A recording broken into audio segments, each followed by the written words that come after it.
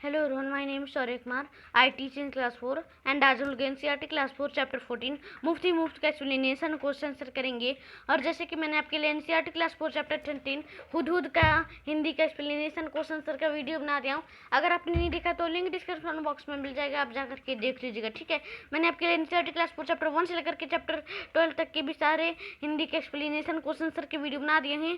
अगर आपने नहीं देखा तो लिंक डिस्क्रिप्शन बॉक्स में मिल जाएगा, आप जाकर के देख लीजिएगा। ठीक है, मैंने आपके लिए NCERT क्लास 4 EVS के भी 1 से लेकर के 27 चैप्टर तक के EVS के एक्सप्लेनेशन क्वेश्चन के वीडियो बना दिया हूँ। लिंक डिस्क्रिप्शन बॉक्स में मिल जाएगा, आप जाकर के देख लीजिएगा। प्लेलिस्ट का लिंक है। ठीक है, और मैथ का भी मैंने बना दिया NCERT क्लास 4 मैथ का भी चैप्टर 1 से लेकर के चैप्टर 14 तक का मैथ का एक्सप्लेनेशन क्वेश्चन सब दोनों का वीडियो बना दिया हूँ। अगर आपने नहीं देखा तो प्लेलिस्ट का लिंक आपको डिस्क्रिप्शन बॉक्स में मिल जाएगा।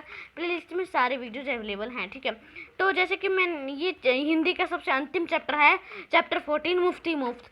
और ठीक है, तो ये चैप्टर मैं अच्छे से समझाऊंगा क्योंकि हिंदी अब आ रखे बच्चे हिंदी का पूरा क्लास तो ख़त्म नहीं हुआ है, लेकिन अभी ये हमारा हिंदी का बुक ख़त्म होने वाला है और हम लोग अगले दिन से आज से इंग्लिश शुरू कर देंगे। ठीक है, तो चलिए हम लोग अपनी कहानी को शुरू करते हैं। तो हमारी कहानी का नाम है मुफ्त। और किसी भी चैप्टर को पढ़ने से पहले हम लोग इस चैप्टर के नाम को समझते हैं। मतलब मुफ्त मतलब कि ये जो एक आदमी है जो कि मुफ्त सब कुछ मुफ्त ही चाहता है। ठीक है, तो चलिए कहानी को पढ़ते हैं कि क्या इस कहानी में है। एक दिन भीखू भाई का मन हुआ नारियल खाने का। ठीक है, एक दिन क्या मन हुआ भीखू भाई का। भीखू भाई एक आदमी है जिनका नाम है भीखू भाई। उनका मन हुआ कि वो नारियल खाएं, ताज़ा मुलायम और कसा हुआ शक्कर के साथ। मतलब ताज़ा सा हो, मुलायम और कसा हुआ शक्कर के साथ। उसके बारे में सोचते ही भीखू भाई ने अपने ओठों को चटकारा। मतलब उसके बारे में, नारियल के बारे में सोचते ही भीखू भाई ने अपने ओठों को चटकारा। वाह, क्या मीठा मीठा सा स्वाद होगा। लेकिन एक छोटी सी समस्या थी। क्या? घर में तो एक भी नारियल नहीं था, तो फिर कैसे खाते शक्कर के साथ ताज़ा मुलायम कसा हुआ। ठीक है, तो चलिए आगे बढ़ते हैं। ओहो, अब मुझे बाजार जाना पड़ेगा, उन्होंने अपनी पत्नी लाबूबेन से कहा। मतलब जो थे भीखू भाई अपने पत्नी लाबूबेन से कहीं, ओह अब मुझे बाजार जाना पड़ेगा। लाबूबेन अपने कंधे उचका कर बोली, खाना है तो जाना है, मतलब खाओगे तो जाना ही पड़ेगा, बाजार से खरीद के लाना ही पड़ेगा। एक समस्या और थी। भीखू भाई ने फिर कहा कि पैसे खर्च करने पड़ेंगे। लाबूबेन बोली, हाँ पैसे तो खर्च करने पड़ेंगे। अब तक तो तुम्हें पता लग ही गया होगा कि भीखू भाई जरा कंजूस थे। चैप्टर 7 धान का हिसाब में जो राजा था वो भी कंजूस था, यहाँ ये भी भीखू भाई जरा कंजूस थे। वे सीधे खेत में बूढ़े बरगद के नीचे जाकर बैठ गए और सोचने लगे, क्या करूं मैं, क्या करूं, आखिर मैं करूं तो करूं क्या। नारियल, मगर जो नारियल खाने का ऐसा ललचाया मन की खाना ही है। तो वे जल्दी घर वापस लौटकर लाबूबेन से बोले, अच्छा मैं बाजार तक हो आता हूँ, पता तो चले कि आजकल नारियल कितने में बिक रहे हैं। अब जो बूढ़ा बरगद था उसके पास जाकर के बैठ गए। अब सोचते हैं कि क्या करूँ, लेकिन जब मन ने ऐसा ललकारा नारियल खाने के लिए, तो वे जल्दी अपने घर पहुँच गए और लाबूबेन से बोले, अच्छा मैं बाजार तक तो हो आता हूँ, पता तो चले कि नारियल आजकल कितने में बिक रहे हैं। जूते पहनकर छड़ी उठाकर भीखू भाई निकल पड़े। बाजार में लोग अपने अपने काम में लगे हुए थे। मतलब जो जूते पहनकर छड़ी उठाकर और भीखू भाई निकल पड़े। बाजार में लोग अपने अपने काम में थे, अपने अपने जो सामान था वो खरीदने में लगे हुए थे। भीखू भाई ने इधर कुछ देखा, उधर कुछ उठाया और दाम पूछा। देखते पूछते हुए नारियल वाले के पास पहुंच गए। ठीक है, तो फिर आगे क्या बोलते हैं सुनिए। ए नारियल वाले, नारियल कितने में दोगे, भीखू भाई ने पूछा। तो नारियल वाले ने कहा, बस 2 रुपए में काका, बस 2 रुपए। भीखू भाई ने आंख फैला कर देखा, बहुत ज़्यादा है, 1 रुपए में दे दो। अब वो जब मुफ्त का चैप्टर का नाम ही है तो ये कंजूस भी है, उसी तरह से तो मुफ्त चाहते हैं। अब बोले कि 1 रुपए में दे दो। तो नारियल वाले ने कहा, ना जी ना, 2 रुपए सही दाम, ले लो या छोड़ दो। ठीक है, तो रुकिए 1 मिनट, ले लो या छोड़ दो, ठीक है ऐसा वो कहते हैं, ठीक है। भीखू भाई बरबराएं, अच्छा तुम बताओ 1 रुपए में कहाँ मिलेगा नारियल। तो फिर नारियल वाले ने कहा, यहाँ से दूर जो मंडी है वहाँ शायद मिल जाए। मतलब नारियल वाले ने कहा कि यहाँ से थोड़ा दूर जो एक मंडी है वहाँ शायद जाएंगे तो वहाँ मिल जाएगा। सो भीखू भाई उसी तरफ चल पड़े। चलो देख लेते हैं, वे अपना आप से बोलते हैं। टहलने टहलने का एक मौका है और रुपए भर की भी बचत है। खुशी से गुड़गुड़ाते भीखू भाई ने छड़ी को जमीन पर थपथपाया। अब ये जो मौका था कि अपना टहल भी लेंगे और रुपए भर की बचत भी हो जाएगी। खुशी से गुड़गुड़ाते भीखू भाई छड़ी को जमीन पर थपथपाए और फिर गए। मंडी में कोलाहल फैला हुआ था। व्यापारियों की ऊंची ऊंची आवाजें गूंज रही थी। कैसी आवाजें गूंज रही थी, चलिए बताता हूँ मैं आपको। बटाटा आलू, बटाटा आलू, कांदा प्याज, कांदा प्याज, गाजर गाजर गाजर, गोभी बंद गोभी, गोभी बंद गोभी। तो ऐसे करके जो व्यापारी थे वो चिल्ला चिल्ला के मतलब अपना सब्जी बेचना चाह रहे थे, तो वो ऐसे करके बेच रहे थे, ठीक है। माथे का पसीना पोंछकर भीखू भाई ने इधर को उधर ताका। नारियल वाले को देखकर पूछा, अरे भाई एक नारियल कितने में दोगे? अब नारियल वाले ने जवाब दिया, सिर्फ 1 रुपए में काका। नारियल वाले ने जवाब दिया, जो चाहो ले लो जल्दी। सूछे भाई, भीखू भाई ने कहा। यह कहा सूछे भाई मतलब क्या है भाई? भीखू भाई ने कहा, यह क्या, मैं इतनी दूर से आया हूँ और तुम पूरा 1 रुपया मांग रहे हो? 50 पैसे काफ़ी है। मैं इस नारियल को लेता हूँ और तुम ये लो पकड़ो 50 पैसे। नारियल वाले ने झट भीखू भाई को के हाथ से नारियल को छीन लिया और बोला, माफ़ करो काका, 1 रुपये या फिर कुछ नहीं। लेकिन भीखू भाई को निराश चेहरा देखकर बोले कि बंदरगाह पर चले जाओ, हो सकता है वहाँ तुम्हें 50 पैसे में मिल जाएं। तो फिर भीखू भाई अपनी छड़ी से टेक लगाकर सोचने लगे, आखिर 50 पैसे तो 50 पैसे, पूरे 50 पैसे हैं। वैसे भी मेरी टांगों में अभी भी दम है। पैरों को घसीटते हुए भीखू भाई चलने लगे। हर 2 कदम पर रुककर जेब में से बड़ा सफ़ेद रुमाल निकालकर वे अपना पसीना पोंछते। सागर के किनारे एक नाव वाला बैठा था। उसके सामने 2-4 नारियल पड़े थे। अरे भाई, एक नारियल कितने में दोगे? भीखू भाई ने पूछा और फिर बोले कि ये तो काफ़ी अच्छे दिखते हैं। काका, यह कोई पूछने वाली बात है, केवल 50 पैसे, नाव वाले ने कहा। 50 पैसे? भीखू भाई मानो हैरानी से हक्के बक्के हो गए। इतनी दूर पैदल चल आया हूँ, इतना थक गया हूँ, तो तुम कहते हो कि 50 पैसे? मेरी मेहनत बेकार हो गई ना भाई ना। 50 पैसे बहुत ज़्यादा हैं। मैं तुम्हें 25 पैसे दूंगा, ये लो रख लो। ऐसा कहते हुए भीखू भाई झुककर नारियल उठाने वाले ही थे कि नारियल वाले ने कहा, नीचे रख दो, मेरे साथ कोई सौदा वौदा नहीं चलेगा। थोड़ी देर बाद उसने भीखू भाई की ओर ध्यान से देखा और जरा ठंडे दिमाग से बोला, सस्ते में चाहिए, नारियल के बगीचे में चल जाओ, वहाँ ढेर सारे मिल जाएंगे, तुम जिस भी मनपसंद दाम में लोगे तो। भीखू भाई ने फिर अपने आप को समझाया, इतनी दूर आया हूँ, अब बगीचे तक जाने में हर्ज ही क्या है। सच बात तो यह थी कि वे काफ़ी थक चुके थे, मगर 25 पैसे बचाने के ख्याल में ही उनमें फुर्ती आ गई। भीखू भाई ने सोचा, दोगुना चलना ज़्यादा पड़ेगा, पर 4 आने बच भी तो जाएंगे, और फिर कोई भी चीज़ मुफ्त से कहाँ मिलती है। भीखू भाई नारियल के बगीचे में पहुँच गए। वहाँ के माली को देखकर उससे पूछा, यह नारियल कितने में बेचोगे? तो फिर माली ने जवाब दिया, जो पसंद आए ले लो काका, बस 25 पैसे का एक, देखो कितने बड़े बड़े हैं एक। हे भगवान, 25 पैसे! पूरा रास्ता पैदल आने के बाद भी जूते घिस गए, पैर थक गए और अब पैसे भी देने पड़ेंगे। मेरी बात मानो, एक नारियल मुफ्त में दे दो। हाँ ही दे दो। अरे देखो मैं कितना थक गया हूँ। भीखू भाई को सुनकर माली ने कहा, अरे काका, मुफ्त में चाहिए? यह रहा पेड़ और वह रहा नारियल, पेड़ पर चढ़ जाओ और जितने चाहो तोड़ लो, वहाँ नारियल की कोई कमी नहीं है। पैसे तो मेरी मेहनत के ही हैं, सच जितना चाहूँ ले लूँ। भीखू भाई तो खुशी से फूल ना समाये। मेरा यहाँ तक आना बेकार नहीं पड़ा। उन्होंने जल्दी जल्दी पेड़ पर चढ़ना शुरू कर दिया। पेड़ पर चढ़ते चढ़ते भीखू भाई ने सोचा, बहुत अच्छे, मेरी तो किस्मत खुल गई, जितने नारियल चाहूँ तोड़ लूँ और पैसे भी ना दूँ, क्या बात है। भीखू भाई ऊपर पहुँच गए। फिर वे टहनी के बीच में आराम से बैठे थे, ठीक है कि भीखू भाई ऊपर पहुंच गए। फिर वे टहनी के आराम से बैठे हुए थे।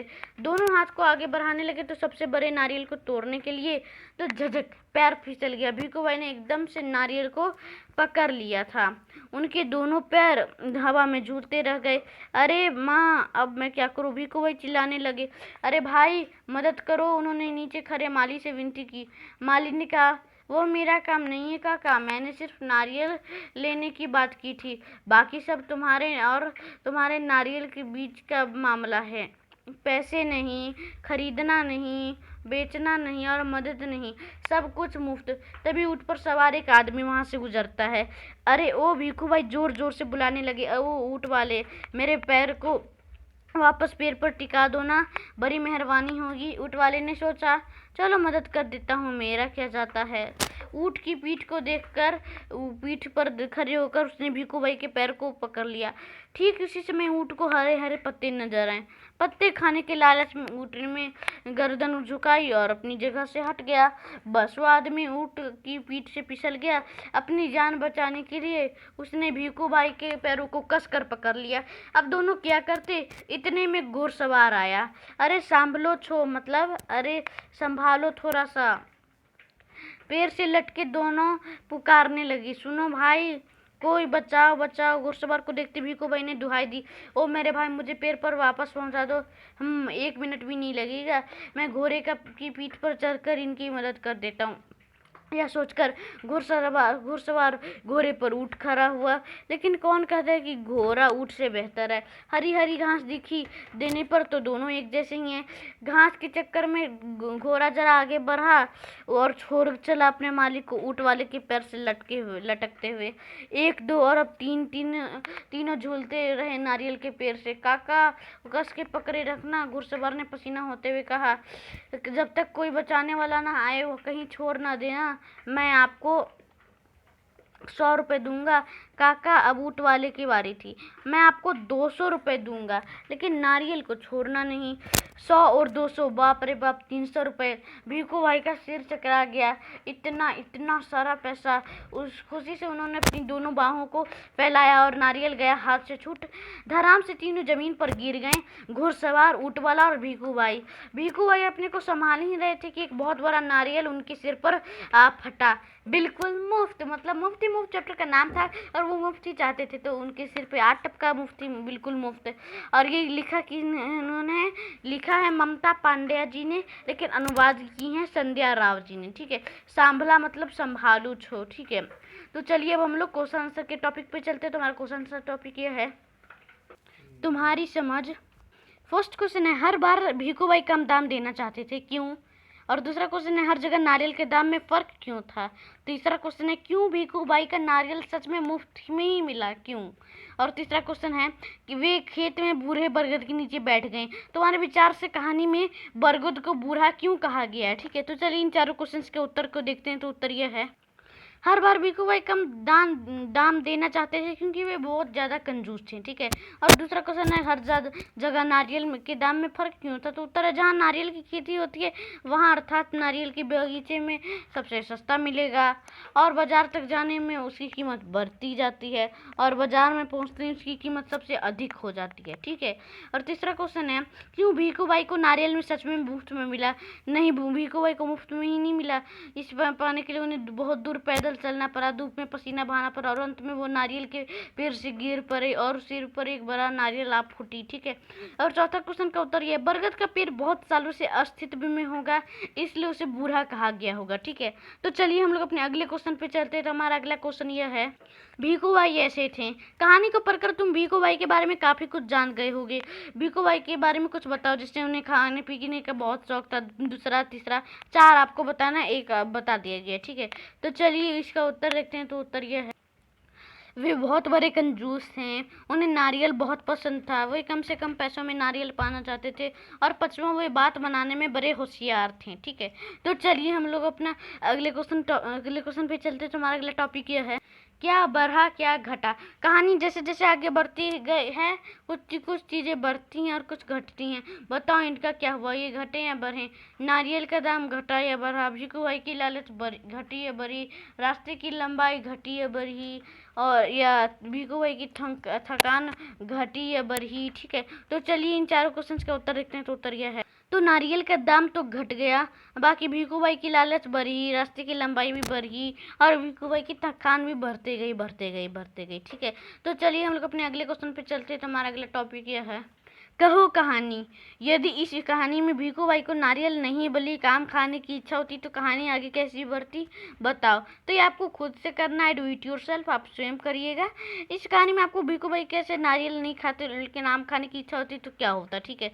और आगे है बात की बात, कहानी में नारियल वाले और भीखू भाई की बातचीत में फिर से पढ़ो और अब इनसे अपने घर की बोली में लिखो, ठीक है। तो इस क्वेश्चन का उत्तर यह है, अरे भाई नारियल वाले कितने का ये है एक नारियल, बस 2 रुपये में अंकल जी। आगे बहुत ज़्यादा बता रहे हैं, 1 रुपये में देना है तो दे दो। अरे नहीं अंकल जी 1 रुपये में लेना है तो मंडी चले जाइए जाओ। कहाँ है मंडी, यहाँ से थोड़ी दूर, ठीक है वहीं जाता हूँ।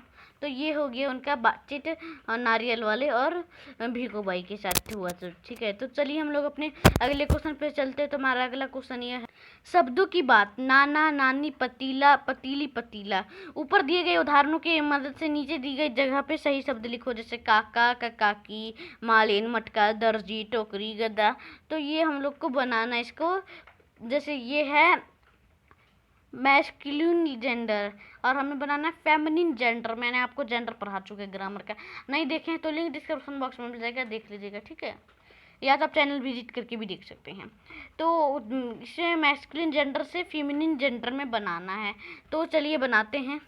तो जैसे काका का काकी, मालिन का माली, मटका का मटकी, दर्जी का दर्जिन, टोकरी का टोकरा और गद्दा का गद्दी, ठीक है। तो चलिए हम लोग अपने अगले क्वेश्चन पे चलते हैं। तो हमारा अगला टॉपिक यह है, मंडी। मंडी में कोलाहल फैला हुआ था, व्यापारियों की ऊंची ऊंची आवाजें गूंज रही थीं।